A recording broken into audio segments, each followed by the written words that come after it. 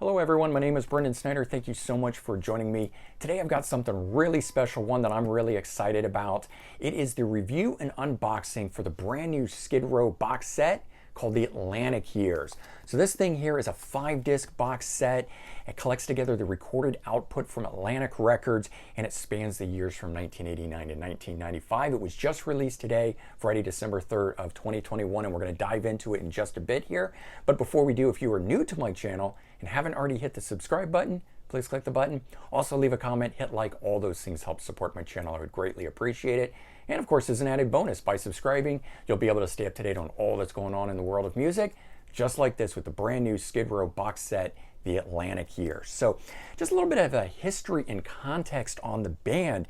As I said, this is their 35th anniversary, so they formed back in 1986 with bassist Rachel Bolan and guitarist Dave Sabo. So they were the founding members of this. Dave Sabo was also a childhood friend of John Bon Jovi and briefly a member of the band Bon Jovi, kind of an interesting little tidbit there.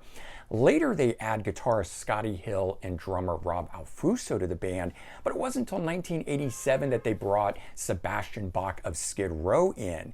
And on a little side note there regarding that, before they settled on Sebastian Bach as their vocalist, future Scream and Motley Crue vocalist John Corabi was considered for the position. Would have been interesting. I'd love to have heard a Skid Row album with John Corabi, but we got the amazing Sebastian Bach instead. No complaints there. All right, and because Dave Sabo was a childhood friend with John Bon Jovi, they had made a pact while they were growing up. Whoever got signed first, made it big, would help the other one do the same. And true to his word, John Bon Jovi helped the band, and John Bon Jovi's management team helped secure a recording contract with Atlantic Records in 1988. And as they say, the rest is history. And that's why today we have an Atlantic Years box set. So let's cut into this thing. Give me just a sec. I've got my trusty X-Acto here. And be careful, we don't want to cut the box, right?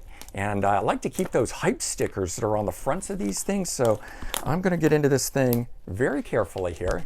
Okay, and then we're just going to slide this plastic off the front of it like that so we can actually get into this box. Look at that, it's beautiful front, like my shirt. There we go, the Atlantic Years. There's the side of it. The back of it showing the 5 discs that are included, which I'm going to go through. And then they're like this here. Let's see if I can get them all out. And so first one up here, obviously, debut album, self-titled release. There we go, the inside of this thing. All of these are remastered, so it's pretty cool. Pull out the booklet, if you will. Let's see what one of these things is. So obviously we got lyrics, I can see. Looks like it's just lyrical information on both sides of these. We'll sort of briefly check the other ones, but this album here was an instant success when it came out. Featured top 10 Billboard hits on it, like 18 in Life and I Remember You. Of course, it has the all-time anthem Youth Gone Wild on that they're still known for today. Ultimately, the album itself, 5 times platinum. I mean, that thing, amazing. All right, then we've got the fantastic Slave to the Grind, their second studio album, another instant success. Now, a number of you people had asked in advance whether or not it would include the song Beggar's Day that replaced the song Get the F Out for stores like Walmart and Targets and things that didn't want to sell one with explicit lyrics. It does not add that, unfortunately. But it does have the original song that the album was intended to have, Get the F Out, on there. And so there's the inside of that. I'm just going to pop the disc out. You can see it continues the artwork over there. And let's check out the booklet and see if it actually unfolds the artwork the way that it did on the original album. What do we get here? All right, so it does not do that, but we get the photos of the guys that were from the original. I do like that the artwork on these fold out, a little different than the way that the books fanned out before. We have something different happening here. So if you're like me and you've got the original collection of these things, there is something a little different about these. All right, so the next thing, instead of jumping right to a studio album, they made an EP called Beside Ourselves. B-side, right? B-side songs, ourselves. I always thought that was kind of a cool title, play on words there. There's written out a little better for you. So features 5 cover songs on here by bands like the Ramones, Kiss, Judas Priest, Rush, and a Jimi Hendrix song. I always thought this was of interesting note here that bassist Rachel Bolan takes lead vocals on the first song, Psychotherapy, on here. So this album itself, or EP I should say, was certified gold. And let's take a look inside at what we got here. So I don't recall the original one having a big piece of art like this, so this is nice, like that. Blank on the other side. Could have put the lyrics. I don't know why. Maybe they didn't have permission to do it. Kind of funny nonetheless. But hey, you know what? They still give us a cool photo there, and then there was the inside if I didn't already open that. All right, so now they did a, finally get to doing another studio album, third studio album, final one for Atlantic Records. There's the backside of it. Subhuman Race, 1995, noted for being produced by Bob Rock, of course famous for working with Motley Crue and Metallica fame. This album here was a much heavier, darker album, definitely going, each album was a growth for them.